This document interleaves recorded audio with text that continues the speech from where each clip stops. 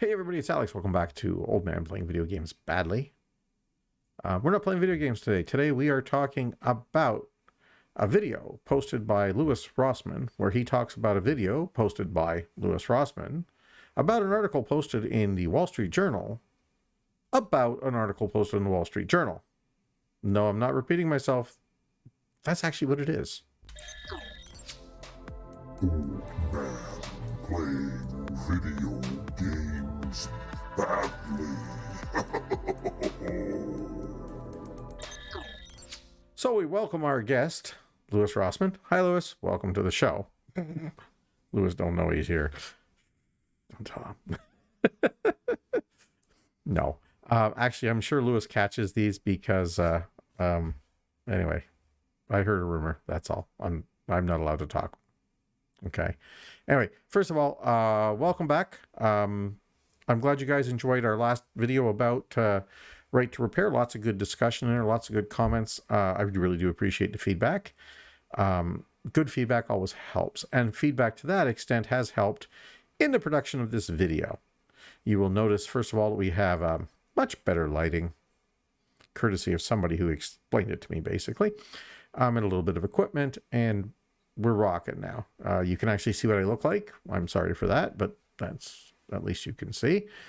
And you will also notice that the quality of the video itself is much better, much sharper, much better defined, and we have video clips. Yay! I love having video clips. Video clips make me happy. Anyway, we are going to talk about right to repair, particularly medical devices. And we're going to talk about this video that Louis put up the other day about a video he put up about a week ago about a Wall Street Journal article that was then replied to with another Wall Street Journal article, but both of which don't turn out to be articles, but in fact are just op-eds. And you have to remember, okay, an op-ed is just somebody's opinion. It's not a collection of facts. It's a collection of ideas, suppositions, and sometimes facts. But basically, it's somebody's opinion. Op-eds are not articles and are not subject to the stringent standards of journalism. What there's left of that. Fox News, hello? Anyway, so without further ado, let's just go have a kick at this, because it's really funny, and it is a grand example of kind of reverse bootstrapping. It's kind of neat. So let's go have a listen to what Louis had to say for himself. Hey everybody, how's it going? So recently in a video I went over this Wall Street Journal opinion piece that was written by one of these intellectual property think tank people. Now, notice he said intellectual think tank party people, but then in his description it says, a paid shill has written an article slandering right to repair. You have to remember, again, the word article is certainly not correct. This is not an article. This is an op-ed. This is the current version, more or less, of a letter to the editor. Not much more than that. Op-eds have a little bit more weight or carry to them, but in reality, they're somebody's opinion and nothing else. Anyway, let's keep rolling with it. And it was an interesting piece. In the piece, they were saying that devices may not be fixed to the FDA standards if right to repair is passed, and it says right to repair is bad for your health. And one of the things that I cited in this video is when you actually go over to the FDA's own reports, you can see that they say that the continued availability of third-party entities to service and repair medical devices is critical to the functioning of the U.S. healthcare system, and that third parties were pretty much doing a good job. Now, I kind of bit into the Wall Street Journal a bit there because they published something that's just, it's not even like an opinion that's incorrect. It's just factually incorrect. When you're discussing the FDA and you're talking about how this is bad for people's health, and then you go to the FDA's own website and you see that their own findings say that it isn't. And one thing I wanted to give them credit for are these two new articles that they published. One is about ownership, and one was a bunch of letters to the editor. Again, please notice both of those are not articles, but they are just op-eds or letters to the editor. Nothing more, nothing less. These are not investigated pieces of journalism. They are just somebody's opinion. Okay. There's one in particular that I wanted to read to you all because it's someone that I hope to have on the channel in the near future to discuss medical device repair. When it comes to medical device repair, I can't really answer all of your questions. I can give people lots of examples when it comes to fixing Apple products because that's the industry that I work in. I'm an expert at it. I know the individual examples and I can explain where I think they're overreaching, where I think they're making something up. When it comes to medical devices, I'm pretty clueless, so I'm kind of excited to have them on. So this is an interesting one. It says what right to repair limits are prudent. And he says, in The Right to Repair is Bad for Your Health, Tom Giovanetti suggests, in effect, that only medical device manufacturers could be the ones to safely repair medical devices. But he omits any reference to the 2018 FDA report on the quality, safety, and effectiveness of servicing medical devices. The FDA study concludes that currently available objective evidence is not sufficient to conclude whether or not there is widespread public health concern related to servicing, including by third-party servicers of medical devices, that would justify imposing additional different burdensome regulatory requirements at this time. We are proud of the safety record of independent servicers of medical equipment and of the FDA's recognition that the continued availability of third-party entities to service and repair medical devices is critical to the functioning of the United States healthcare system. Cool. So there we go. There's the argument or the supposition, if you were, using the FDA report. The FDA report is reasonably clear, but not quite as clear as they're making it out to be. Let's go have a couple of pokes at this. First of all, one of the things that he mentions, and I'll just see if I can scroll back just enough to put that on the screen. Yeah, let's just do that. That one of the things is that the FDA says currently available objective evidence is not sufficient to conclude whether or not there is widespread public health concern related to servicing, including by third-party servicers of medical devices, that would justify imposing additional different burdensome requirements at this time. The safety record of independent servicers of medical equipment and of the FDA's recognition of the continued availability of third-party entities to service and repair medical devices is critical to the functioning of the healthcare system. So now, if you pay attention to that, there's a couple of things very, very important here. First of all, the FDA says basically there's not enough evidence to conclude whether or not there is widespread public health concern. So for the moment, they're unsure. They don't have enough to go on. But yes, that third-party repair entities and service entities have done a very good job and they are critical to the functioning of the system. What is not addressed in all of this, however, is that the question of who these third parties actually are. This is not Billy Bob with a bag of tools. This is not, your uncle who, has no real experience, but he bought a toolkit and he's put a sign up that says, "I fix medical devices." The people who fix medical devices are well trained and likely certified by the companies that make the equipment themselves, or are otherwise checked, vetted, and certified by state or local governments or by the hospitals themselves. In personal reference, I have a friend of mine who worked for a number of years for a company repairing medical beds and doing the real mechanical part, fixing motors and stuff like that, replacing motors and strip gears and things like that. And he had to go through a lot of training before he could just randomly rip a bed apart for fun. The company that hired him, and the company that I believe it was actually a company that made these beds, had to train him to make sure that he knew how to take the beds apart and how to put them back together properly. And of course, there's a serious amount of liability involved in handling a medical device for a consumer. And I'm sure that that company had quite a bit of liability insurance coverage to cover the actions of their employees in repairing or installing the equipment.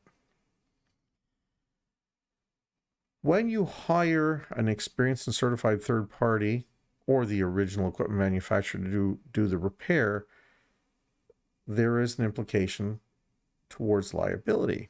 When you hire Billy Bob or Joni Girl or whoever it is that just randomly went into Walmart and bought a 101 piece toolkit, and you pay them, they'll come in and fix your oxygen generator for $50. There's liability for those people that is not covered. The hospitals will not hire uncertified repair people. They will not hire people who are not experienced in the art. They will not bring in people who don't know how to fix these things.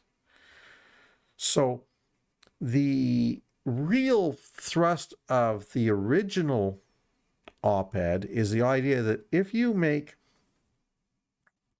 absolute right to repair that anybody can fix it, the temptation would be for the hospitals to hire low dollar workers to make the repairs for them instead of paying for, qualified and trained technicians to do the work.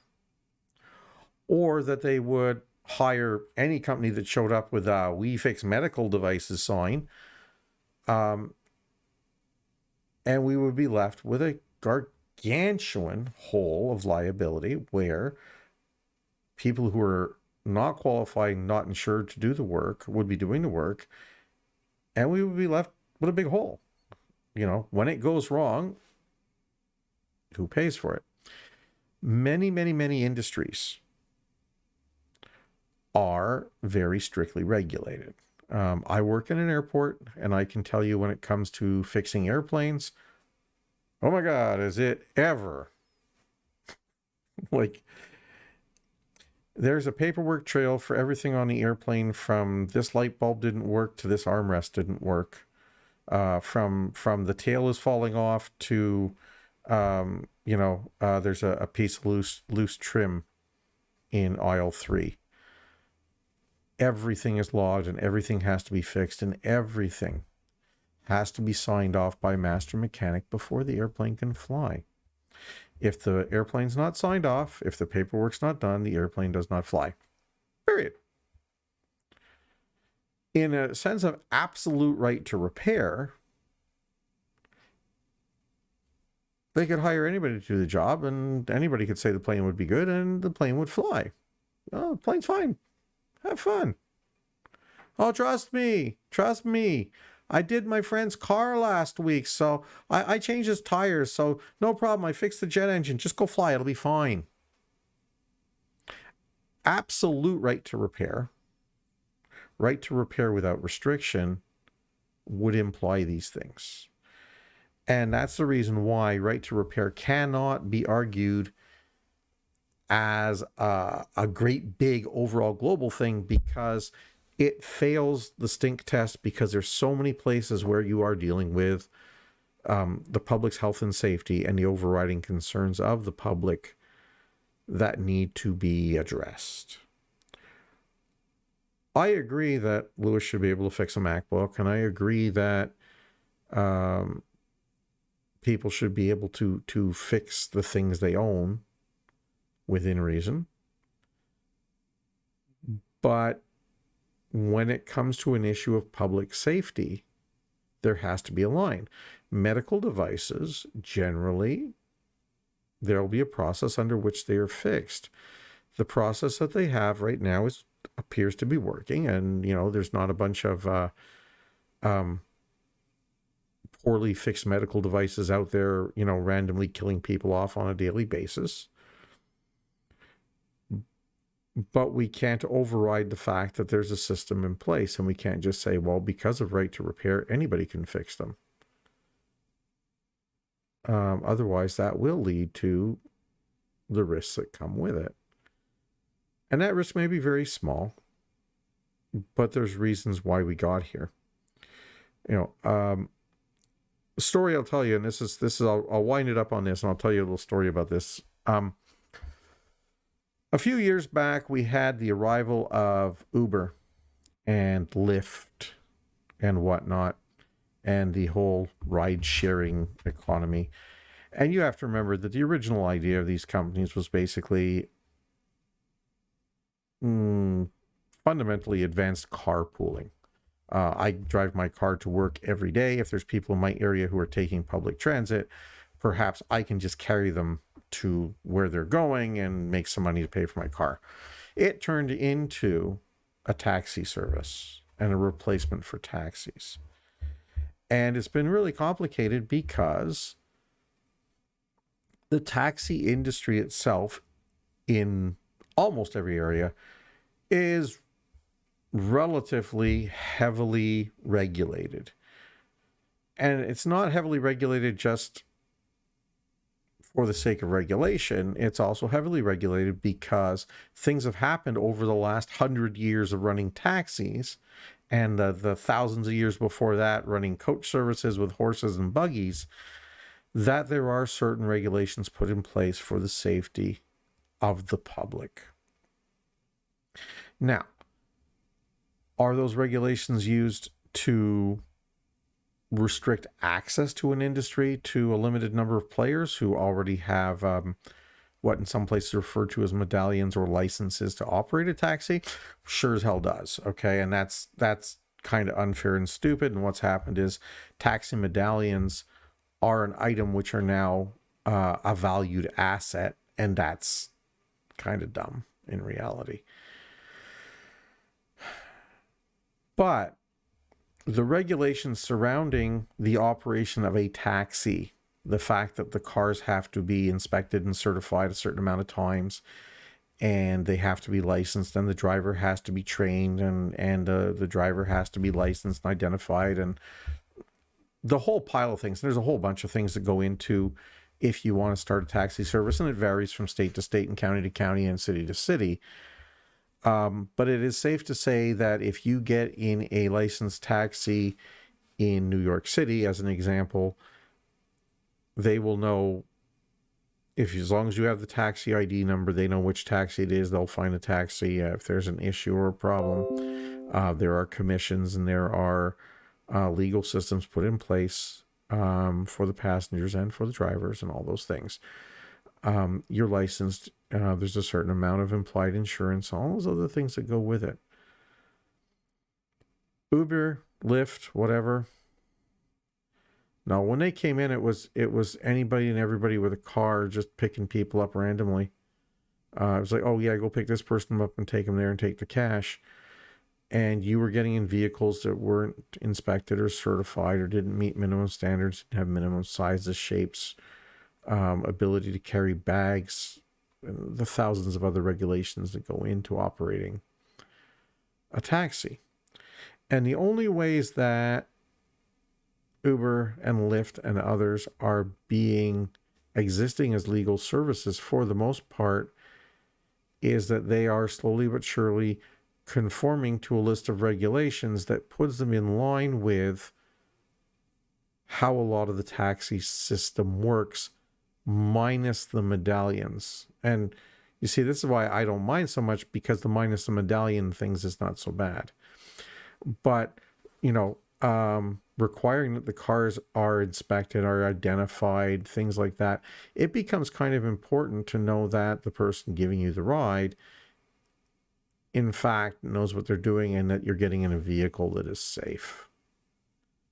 I mean, I've had some scary taxi rides, but I've heard stories, read stories, heard from my friends of much scarier Uber rides, and we won't even talk about women getting raped and stalked and crap like that. That's sad, But if Right to Repair wants to succeed and function, Right to Repair has to find a way to exist in harmony with the existing systems.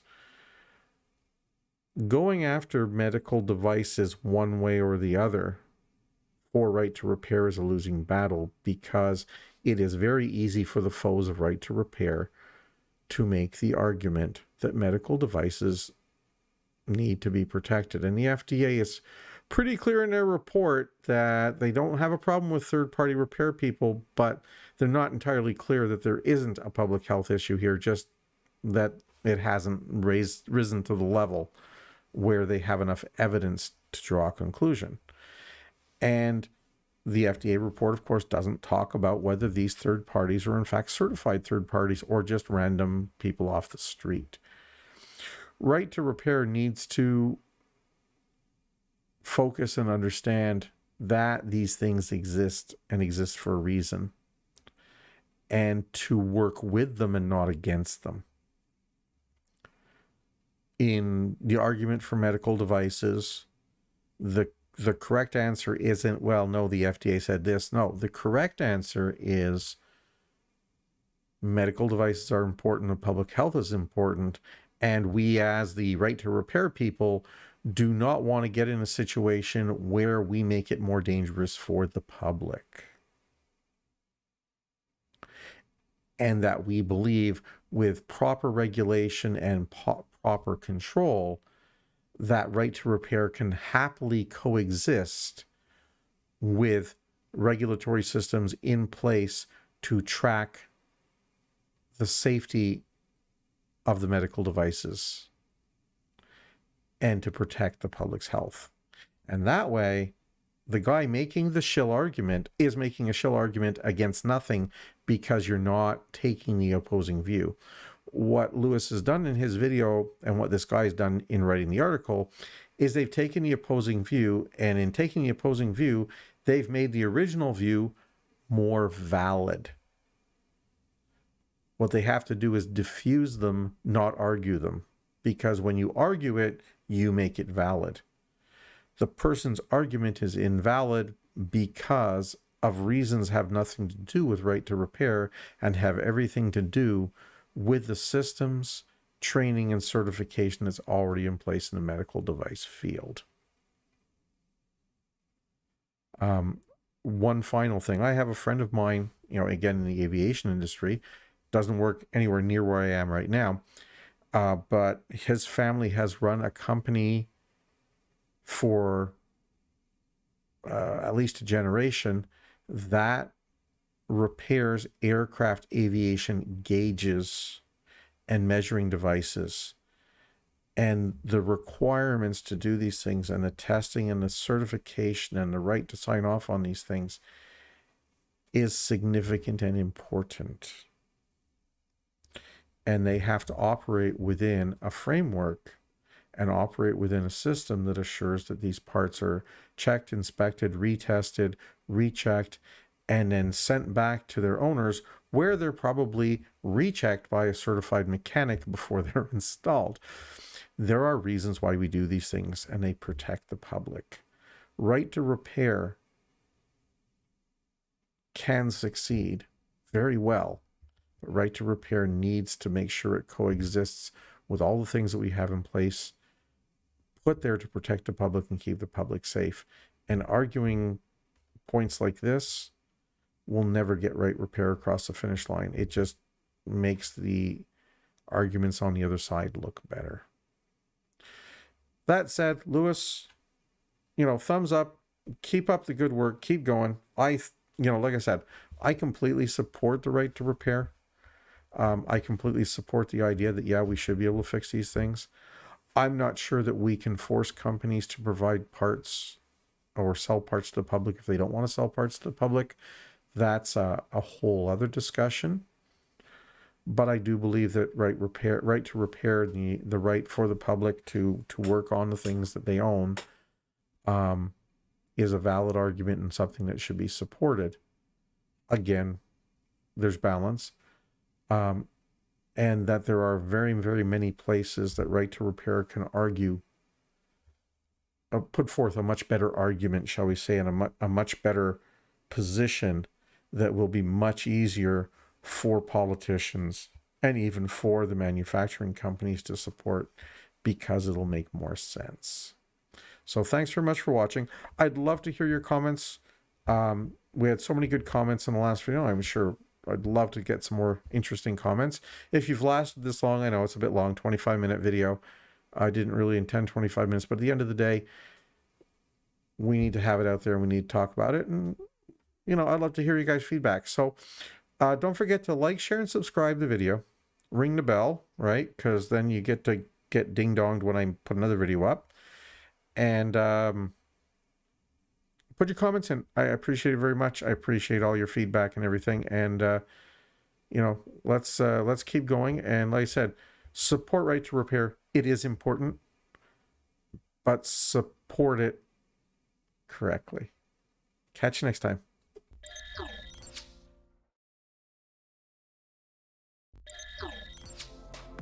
Ooh.